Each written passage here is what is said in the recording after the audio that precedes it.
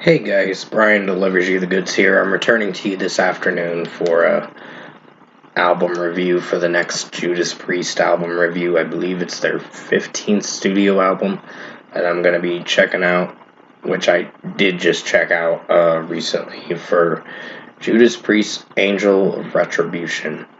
So I'm going to discuss what I listened to for the 10 songs on this 52-minute record and let you know my thoughts on Judas Priest's 2005 album, uh, Angel of Retribution. So let's dive into this album review this afternoon. So pretty much Judas Rising is the first opening track, and it's a pretty strong track. I think Rob Halford's singing in it is very good for the most part. I think execution-wise, this track worked for how he was singing it. I'm glad Rob Halford's back in the band since his departure from the Painkiller record.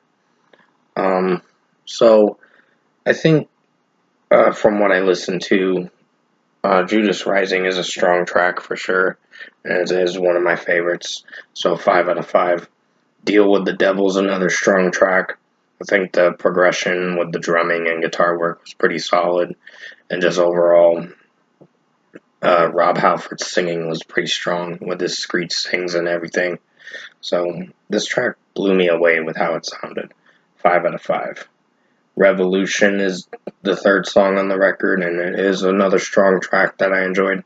There were a bit of chanting vocals in this song in the chorus a little bit, but it still was a solid track for how it was. So another 5 out of 5 for sure. I did enjoy this one. Worth Fighting For is a pretty good song in its own way, but it's the way Rob Halford's singing it. It's a little more melodic, and it sounds nice, but I don't know if this is one of my favorite songs on the record. It's probably one of the least favorites, but still strong for how it is, with the acoustic work and all that. So I'd give this a 4.75 out of 5 for Worth Fighting For. Demonizer is a strong track. I wasn't sure if I was going to get on board with this one at first, but I did quite enjoy it for how it sounded overall.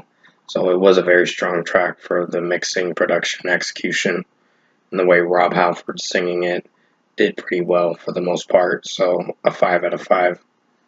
Wheels of Fire is a pretty good song in its own way.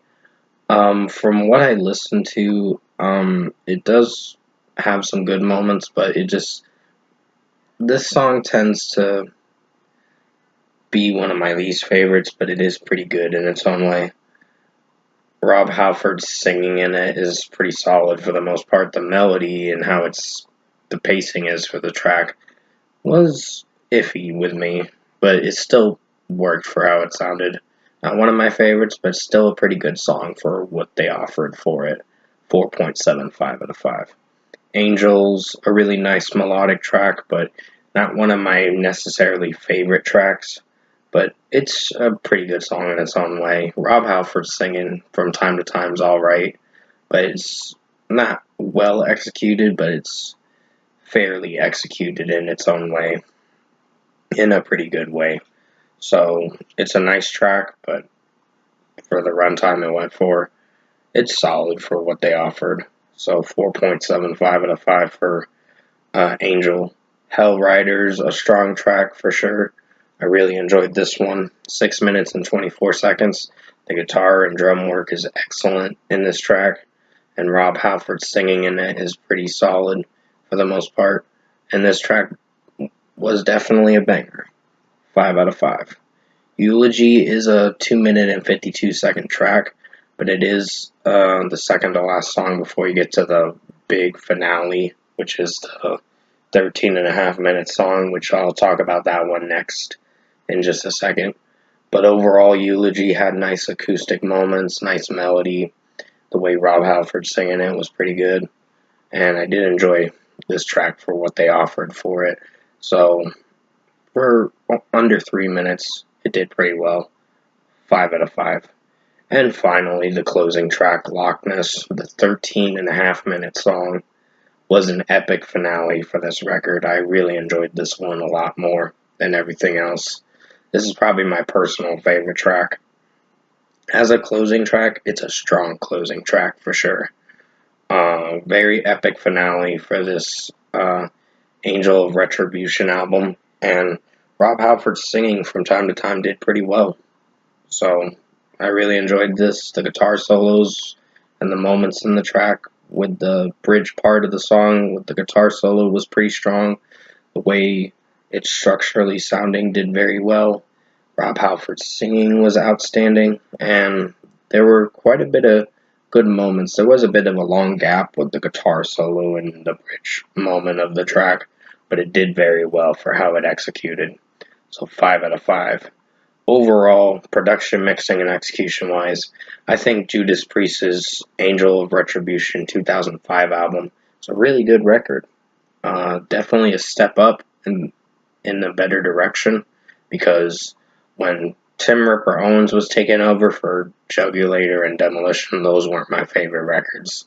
They were the very weakest albums I've listened to. But overall, I think this record is better because they had Rob Halford back in the band and it sounded fresh, sounded amazing, and I think this album kicked ass for what they offered for it. It's a return to form in its own way.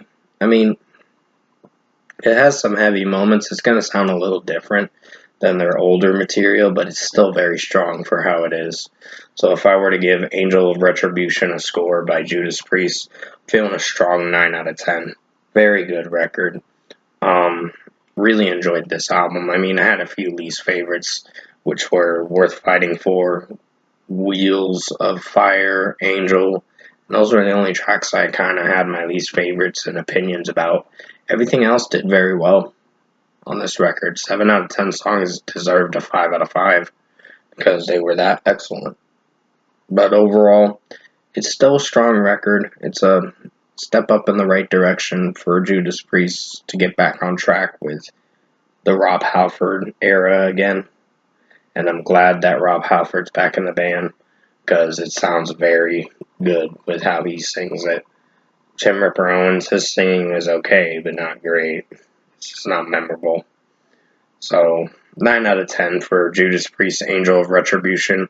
Hope you enjoyed this album review this afternoon, and thank you guys for watching.